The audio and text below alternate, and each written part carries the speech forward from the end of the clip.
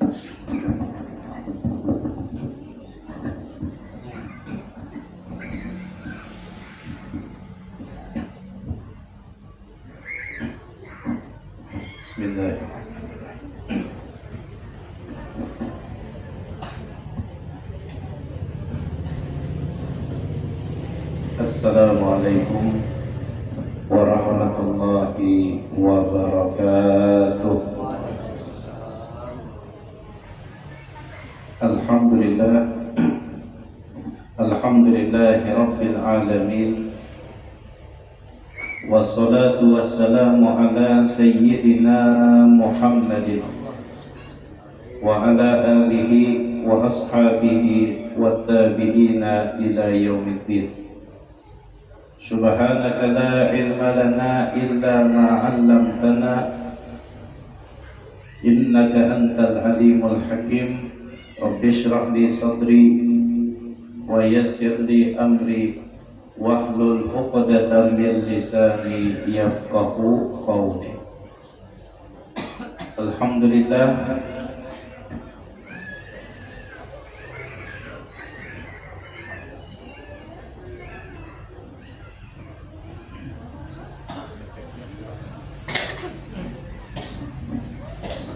alhamdulillah kita ucapkan syukur kepada Allah. Salawat beserta salam mudah-mudahan selalu tercurahkan kepada junjungan kita Rasulullah sallallahu alaihi wasallam beserta keluarga, sahabat, kerabat dan seluruh umat beliau sampai hari kiamat.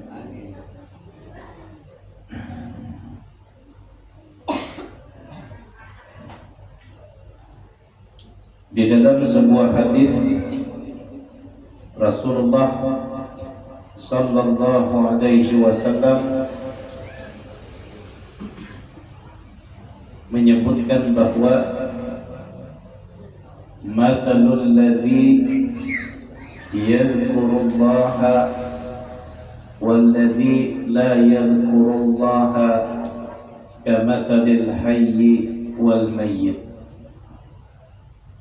Perumpamaan orang yang berzikir mengingat Allah dengan orang yang tidak berzikir. Perumpamaan orang yang setiap harinya selalu tidak lupa berzikir dengan orang yang selalu lupa berzikir. Karena tadil hayyi wal mayyit, seperti orang yang hidup dengan orang yang sudah mati.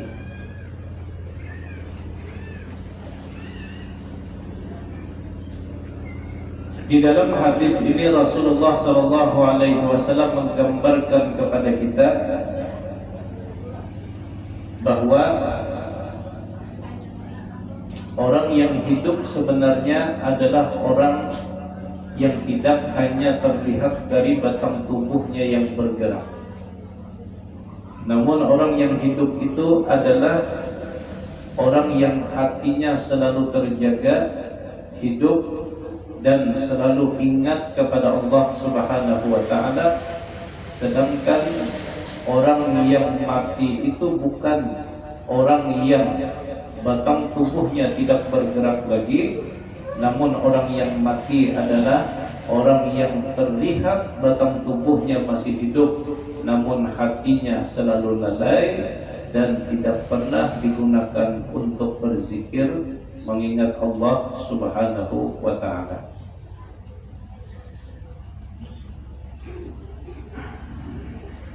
Tidak sedikit orang-orang yang terlihat batang tubuhnya masih hidup, namun pada hakikatnya mereka sudah mati.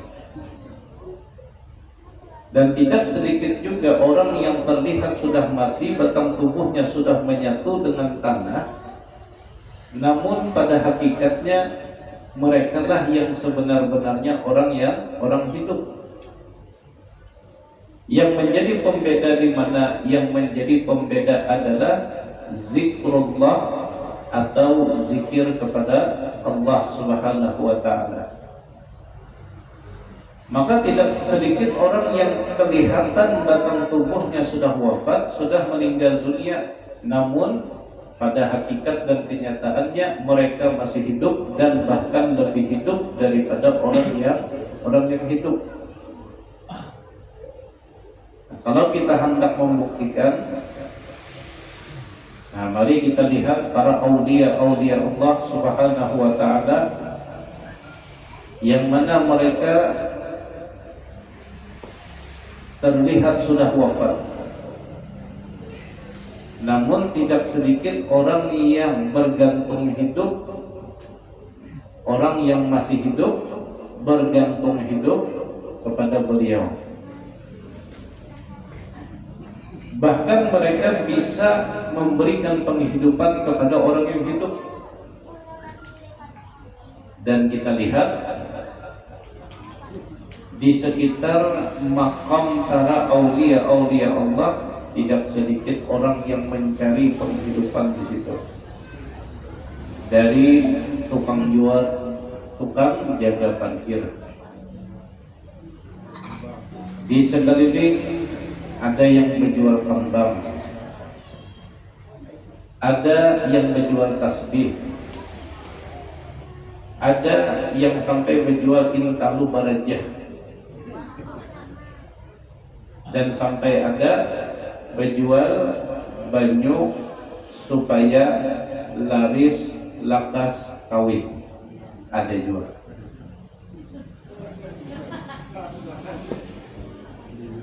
Dan ini sebenarnya sebagai tanda bahwa orang yang ada di dalam kubur ini adalah satu waliyun min awliyaillah. Yang kedua, ini menunjukkan bahwa orang yang ada di dalam ini masih hidup, cuma hanya berpindah alam.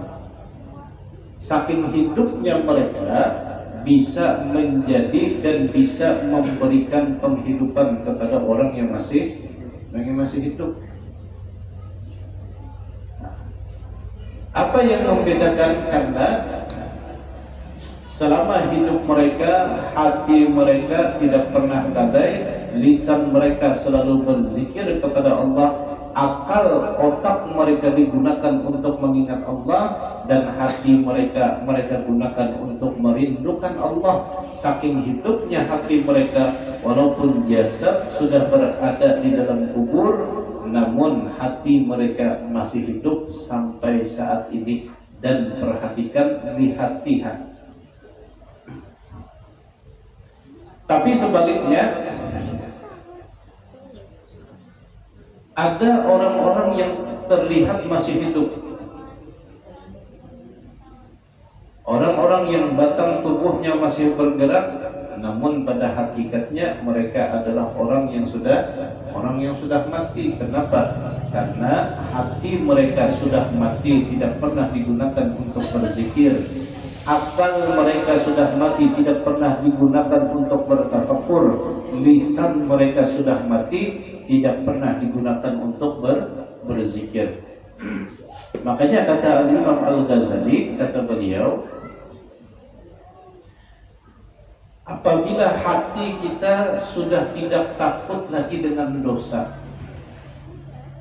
apabila hati kita sudah tidak tergerak lagi oleh bacaan Al-Quran, apabila lisan kita sudah tidak lagi digunakan untuk berzikir, maka itu kata beliau bukan kehidupan, dan itu bukan hidup, melainkan itu adalah orang yang sudah mati, cuma belum dikubur. Ini belum mati, sudah mati. Tapi ada orang yang belum mati, orang yang sudah mati tapi masih hidup. Yang menjadi pembeda di mana zikrullah, perumpamaan orang yang berzikir mengingat Allah dengan orang yang tidak pernah berzikir mengingat Allah, itu sama seperti orang yang hidup dengan orang yang sudah mati. Nah, hadirin yang dimuliakan Allah Subhanahu wa ta'ala. Dan disinilah pentingnya kita untuk berzikir kepada Allah. Karena di dalam anggota tubuh kita ini ada 3 kerangka. Satu, ada yang namanya otak. Yang kedua, ada yang namanya parut. Dan yang ketiga, ada yang namanya hati. Setiap masing-masing dari anggota tubuh kita harus dipenuhi kebutuhannya. Otak harus dicukupi kebutuhannya dengan apa? Dengan zikrullah. Kalau otak harus dipenuhi kebutuhannya dengan Iqra bismi rabbikal ladzi khalaq. Otak kita harus diisi dengan apa? Dengan ilmu pengetahuan, dengan belajar. Maka ujar Allah, Iqra bismi rabbikal ladzi khalaq. Baca ujar Allah untuk apa? Supaya otak kita ini hidup. Parut harus diisi dengan cara apa? Kulu washrabu, makan dan minumlah. Dan yang paling penting adalah di dalam anggota tubuh kita ada yang namanya hati. Itu ibarat mesin yang menjadi pengendali dan yang akan menjadi penentu. Apabila mesin ini baik, mesin ini sehat, mesin ini bagus, maka jalannya akan lurus. Ala wahyal qalbu, kata Rasulullah. Satu anggota tubuh yang ada di dalam hati kita itu adalah qalbu, hati. Maka untuk hati kita ini supaya sehat, hati kita ini supaya subur, hati kita ini supaya hidup, fadhkurullaha dzikran katsira, diisi dengan memperbanyak zikir kepada Allah Subhanahu wa ta'ala.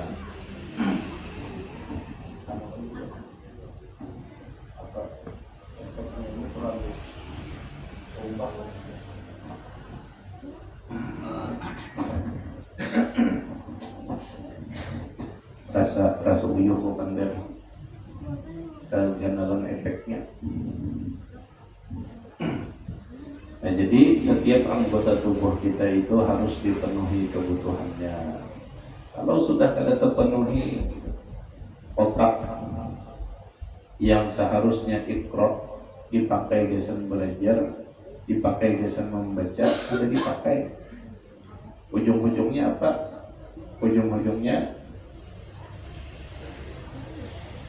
ya begawi diwaluhi orang. Yang kedua, parut harus diisi. Sehari aja parut kita ini kalau diisi, itu anggota tubuh kita kadang yang normalnya, emosi kadang normal, berpikir kadang normal. Kenapa? Parut lapar. Nah, seperti itu juga yang paling penting adalah hati kita. Maka kata Al-Imam Abdullah Al-Antaqi, dawa'ul qalbi khamsun, obat hati itu ada 5 macam. Supaya hati kita sehat, supaya hati kita hidup, dawa'ul qalbi khamsun. Yang pertama adalah zikrullah, yaitu diisi dengan zikir kepada Allah Subhanahu wa ta'ala. Yang kedua, tilawatul Quran bitadabbur. Obat hati yang kedua membaca Al-Quran tapi sambil mentadabburi maknanya. Yang ketiga, suhbatus salihin, perbanyak berkumpul dengan orang-orang saleh. Dan yang keempat, obat hati adalah qiyamul lail, bangun tengah malam, salat 2 rakaat isi dengan zikir. Dan yang kelima, di antara obat hati adalah ziaratul kubur, memperbanyak ziarah kubur, karena itu akan menghidupkan hati kita yang kada ingat mati. Orang itu kan kenapa nyamannya menggawi dosa, orang itu nyamannya menggawi maksiat, orang itu nyamannya meninggalkan kewajiban karena inya kada ingat mati. Coba, makanya di dalam hadis Nabi itu kan, kuntu nahaitukum an ziyaratil kubur, dulu kata Rasulullah, aku melarang kalian untuk ziarah kubur. Dilarang oleh Nabi, kada boleh. Tapi sekarang fazuruha. Tapi sekarang sering-seringlah untuk menziarahi kubur, fa innaha tudzakirukum bil akhirah, karena ziarah kubur itu akan mengingatkan kalian kepada kehidupan akhirat. Kita ini kalau sudah ingat akhirat, ibadah pasti rajin, karena itu sanggup. Kita ini kalau sudah ingat akhirat, dosa berkurang. Karena ingat, kalau dosa banyak, itu yang akan menemani kita di dalam kubur. Nah, maka di antara salah satu dari 5 dawaul qalbi, obat hati yang disebutkan oleh Al-Imam Abdullah Al-Antafi tadi adalah zikrullah, sering-sering berzikir kepada Allah.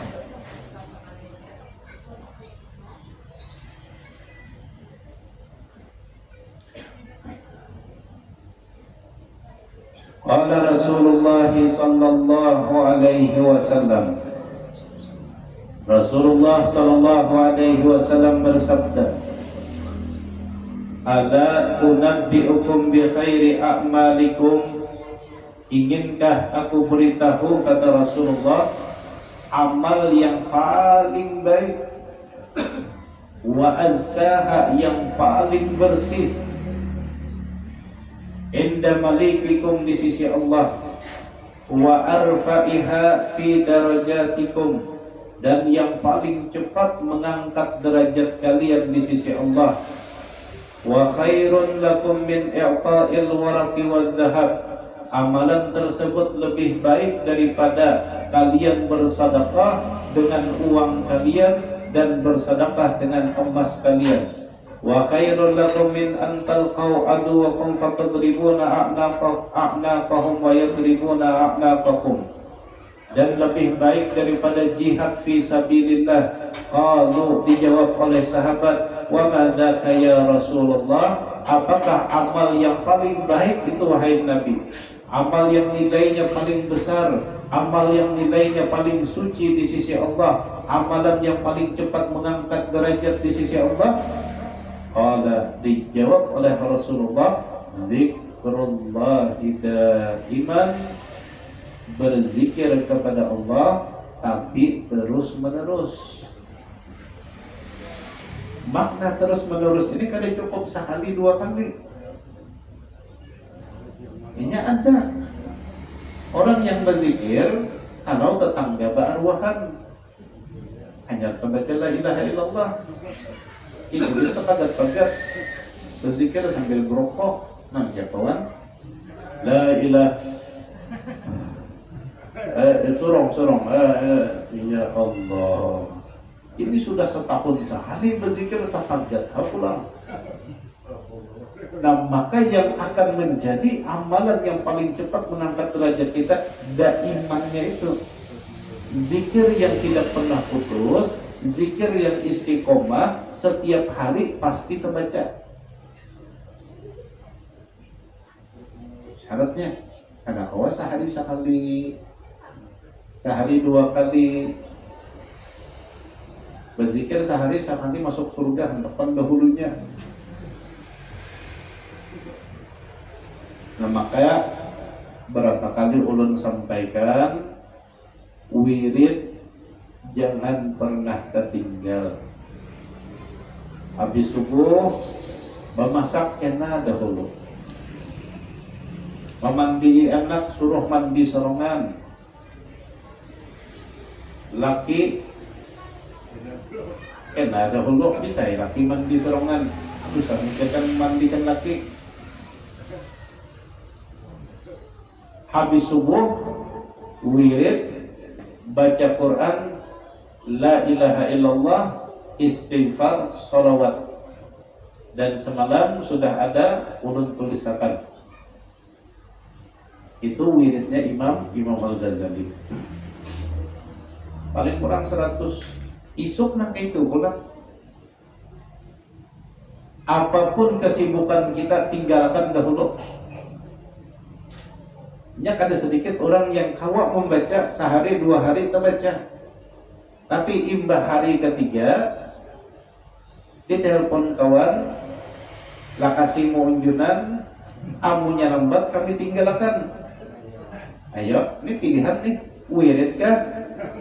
Gak wirid kah? Munjun kah? Wirid kah? Munjun kah? Tapi pilih munjun, rugi. Sudah munjun kada dapat, wirid ketinggal.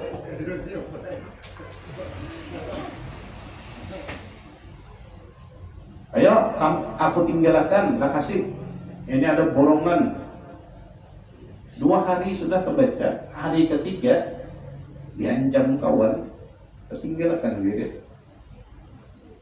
Nah, maka syarat agar zikir kita ini bisa menjadi pengangkat derajat kita di sisi Allah, menjadi penghapus dosa kita, dan menjadi penyelamat kita ketika melewati sirat, zikirnya itu harus daiman, kada boleh putus.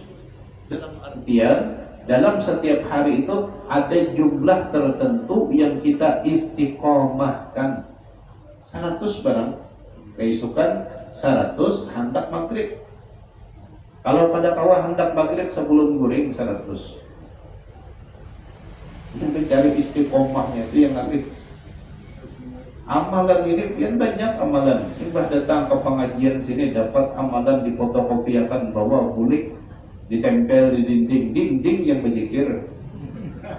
Orang yang disuruh berzikir itu orangnya, lain dindingnya ditempel di dinding. Dapat ke sini pulang pengajian, dapat pulang amalan, baca ada. Ya kan? Banyak.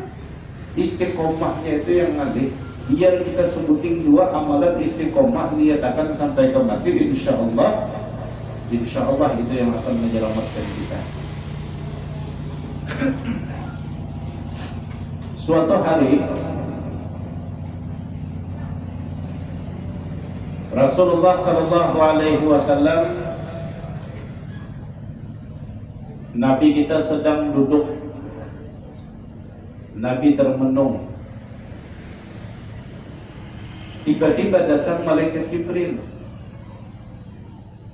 Oleh malaikat Jibril, ya Muhammad, wahai Muhammad, mali araka hazinan, belum pernah rasanya aku melihat engkau bersedih. Apa yang dipikirkan wahai Muhammad? Lalu dijawab oleh Rasulullah, wahai Muhammad, wahai Jibril, aku sedang memikirkan keadaan umatku di hari kiamat.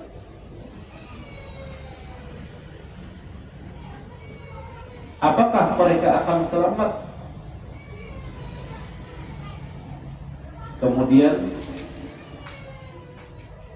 Rasulullah sallallahu alaihi wasallam dipegang oleh malaikat Jibril, dituntun oleh Jibril, dibawa ke kuburan.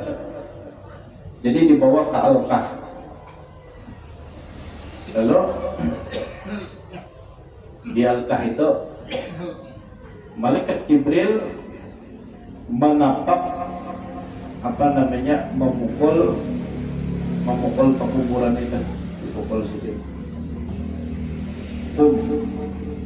Ujar Jibril, bangun. Ternyata bangunlah orang yang dikubur. Sambil bangun itu sambil mengucapkan la ilaha illallah Muhammadur Rasulullah. Dan wajah orang tersebut dalam keadaan bercahaya putih dan bersih. Kemudian ujar Jibril, wahai Muhammad, ujar Jibril, wahai fulan bin fulan, masuk.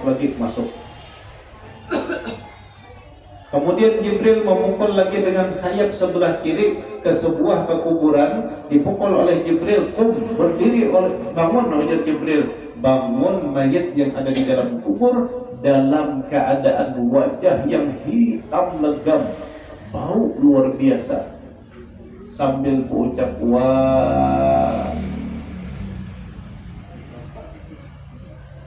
wa hasratah wa nadamatah.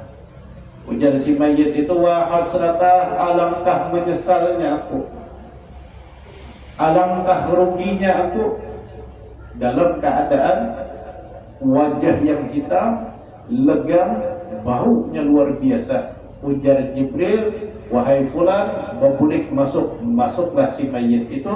Lalu ujar Jibril berkata kepada Rasulullah, wahai Muhammad, seperti inilah perumpamaan umatmu nanti akan dibangkitkan di dalam kubur itu. Ada usah takutan.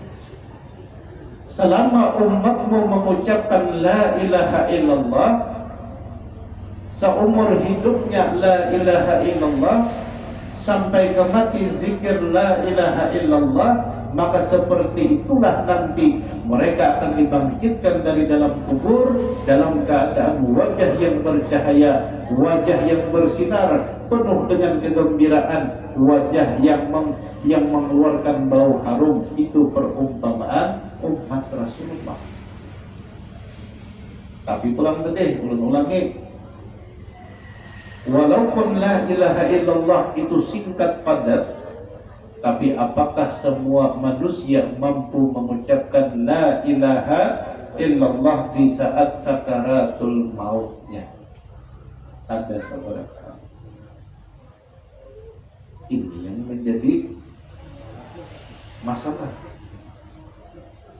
Ada sedikit orang yang kelihatan waktu hidupnya ke masjid, tidak sedikit orang yang kelihatan di waktu hidupnya tertulis sebagai seorang muslim, orang sembahyang hari raya 4 juga ke masjid, tapi ternyata ketika dibangkitkan dari dalam kubur dikumpulkan oleh para malaikat bersama dengan orang-orang kafir. Ini yang alihnya. Malah maka bahari bainal aku ke masjid. Malah maka haji 17 kali. Ini malaikat ta'andak salah andakan, atau ada sesuatu di saat sakaratul mautnya. Rupanya di saat sakaratul maut tidak mampu mengucapkan la ilaha illallah Muhammadur Rasulullah.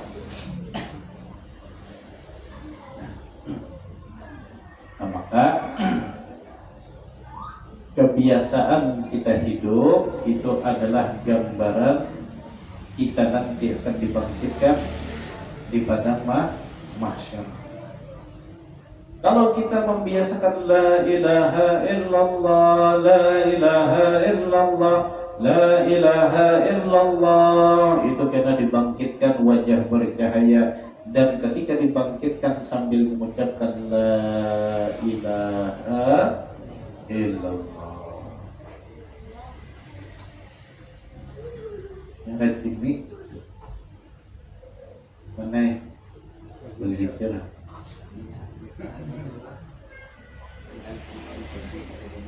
Datang sama hobi, hobinya ketujuh sahmat, ketujuh menggublah, katanya hendak sakaratul mautnya gublah aja. Ini hati-hati aja tuh. Sisit ya lah. Sisit. Jadi kiasakan aja tuh. Hobinya ketujuh warung, ya di warung juga kena. Ya di kiamat dikumpulkan lawan bubuhan warung. Kan almar'u ma'aman ahab, seseorang itu akan dikumpulkan bersama dengan orang yang dia cintai, dia senangi. Kalau kita waktu di dunia sedang berkumpul dengan ahli zikir, maka akan dikumpulkan bersama ahli zikir. Kalau kita waktu di dunia senang berkumpul dengan ahli salawat, akan dikumpulkan bersama ahli salawat. Kalau kita di dunia senang berkumpul dengan ahli dum, maka kita akan dikumpulkan ahli ghaflah, ahli guflah, sama. Karena itu gambaran kehidupan kita.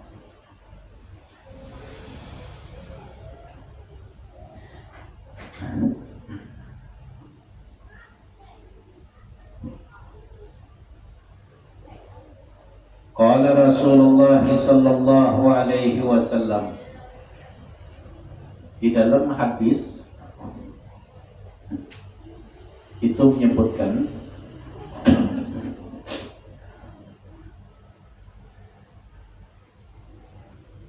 suatu hari Jibril datang menemui Rasulullah sallallahu alaihi wasallam.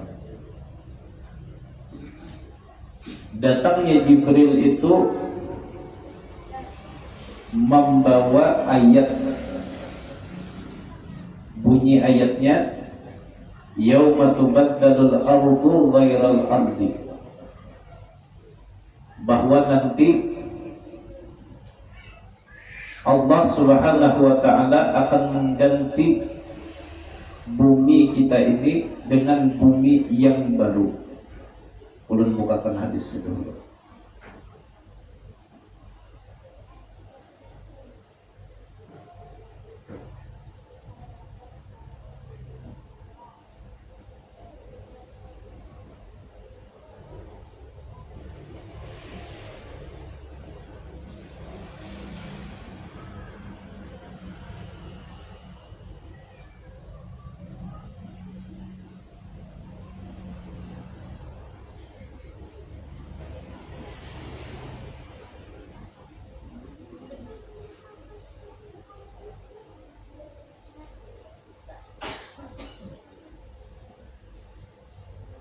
Yauma tubaddalul ardu ghairal ardi was samawati wa barazu lillahil wahidil qahhar.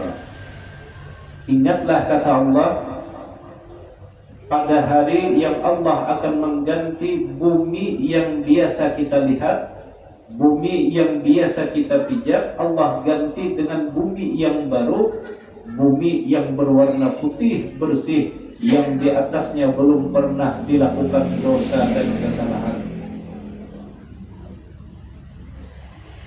Dan Nabi kemudian Rasulullah bertanya, ya Jibril, kaifa yakunu nasu yaumal qiyamah? Wahai Jibril, bagaimana keadaan manusia di hari kiamat kelak? Qala, dijawab oleh Jibril, ya Muhammadu yakununa ala ardin bayda lam yu'mal 'alaiha dzambun. Wahai Jibril, bahwa nanti manusia di hari kiamat akan Allah kumpulkan di tanah yang baru, di bumi yang baru, bukan bumi sebelumnya waktu di dunia, karena bumi kita ini hancur. Dan ini kadalawas lagi hancur, kadalawas lagi hancur, karena bumi kita ini ibarat rumah itu pakunya sudah hilang kan, kecabutan pakunya, makanya bergoyang. Gempa itu kan bumi bergoyang itu. Tahun tadi merasa sudah sekali waktu sembahyang, dikira bawaan puasa kah ini, pina hanyut, rumahnya lain. Rumah itu tidak ini rumah, gelar-gelarnya itu pacu di pakunya. Itu kelotok lewat aja tambur. Bumi kita sama nangka itu sudah. Bumi kita ini sudah hancur, sudah bergoyang. Dan ini tanda kiamat sugro. Tanda kiamat sugro. Dan kada lawas lagi kiamat kubro. Kiamat sugro ini kan pembuka. Dan pembukanya sudah terjadi, ya kan? Di Quran itu kan apa? Idza zulzilatil ardu zilzalaha. Apabila bumi sudah bergoyang, bumi itu sudah bergoncang, zilzalaha, sedahsyat-dahsyatnya. Ini kan sudah bergoyang nih, tapi belum dahsyat. Tapi ada saatnya zilzalahanya itu akan bergoncang, bergoyang dengan dahsyatnya. Dan itu kalau sudah terjadi, itu berarti kiamat kubra. Bergoncangnya sudah, tapi dahsyatnya belum. Wa akhrajatil ardu athqalaha, pada saat itu bumi akan mengeluarkan benda-benda yang berat di dalamnya. Timah, nikel, batu bara, gas, minyak keluaran.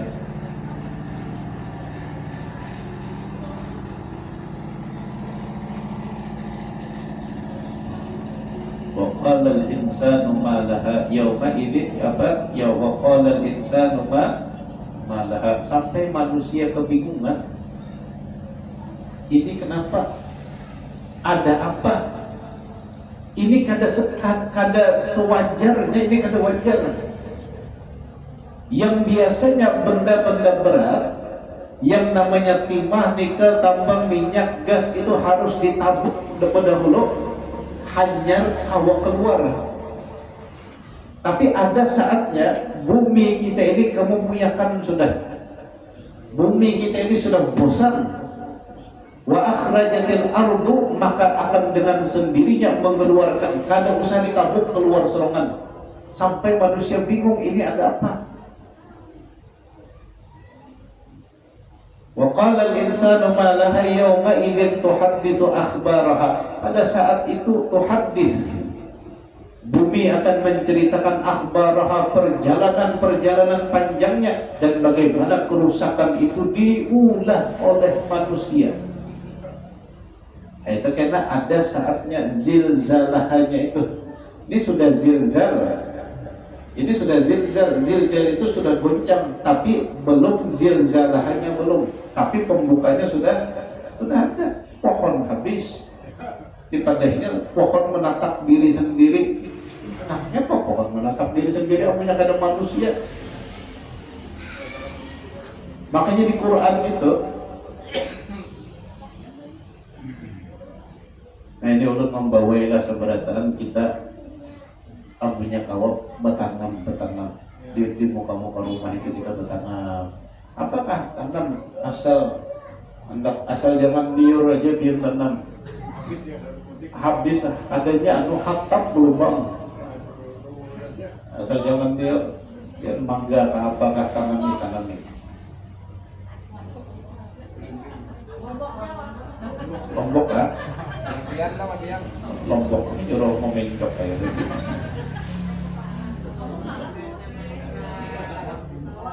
Lombok sekilo berapa? 100 ribu. Tapi mengumpulkan lombok perawit yang halus itu sampai sekilo berapa?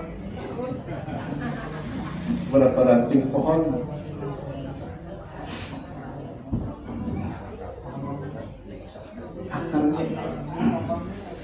Kita jangan heran, itu tanah kita ini muyak sudah melihat manusia ini. Kamu muyak kan? Makanya menyatakan kita bertanam di muka rumah. Apakah yang kau ditanam, tanam aja. Di dalam Quran itu kan bahasanya, ini kita supaya jangan menyalahkanlah, yang jelas manusia yang salah. Di dalam Al-Quran itu zaharal fasadu fil barri wal bahri bima kasabat aydin nas. Coba ulun sedikit ma'anukan bahasanya. Telah nampak kerusakan fil barri wal bahri, di lautan dan di daratan. Coba bahasanya Zahara itu muncul. Kalau di syair itu zaharat dinul, nah telah muncul agama Islam. Zaharal fasad, telah muncul kerusakan. Ini artinya apa? Kerusakan itu sudah ada, tapi masih ramai. Kerusakan itu sudah ada, tapi masih ada apa? Tapi ketika ada pemicunya, lalu inya keluaran karena dipicu. Sama di dalam tubuh kita ini ada kanker itu ada. Ulun ada, Irfan ada, ini ada seberatan. Tapi kalau pemicunya tadi tidak karena mau keluar kanker itu. Tapi kalau salah makan, salah pola hidup, ada pemicunya, kanker itu keluar. Kerusakan itu sama, kerusakan itu sudah ada. Tapi pemicunya inilah yang maulah dhahara, muncul, timbul. Apa yang maulah inya timbul? Aidin nas, tangan manusia. Dan perhatikan ya, di tempat-tempat yang di situ tidak tersentuh oleh tangan manusia, ada apa? Tempat-tempat yang kada tersentuh oleh tangan manusia itu aman. Tapi kalau sudah tempat itu tersentuh oleh tangan manusia, tersentuh oleh gawian manusia, dhahara, mulai timbulan. Bibitnya ada, tapi belum keluar. Imbah manusia menyentuh di situ, mulai timbulan.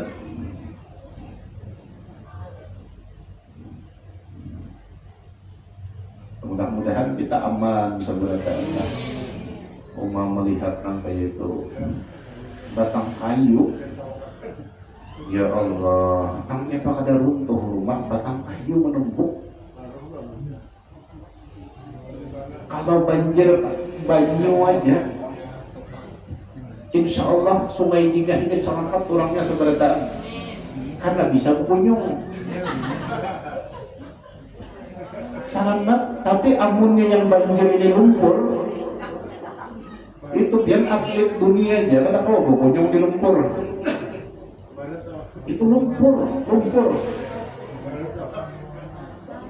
sampai tangki, omaleh motor tangki itu di atas rumah sangkut kan, jakanya di atas rumah udah bujung udah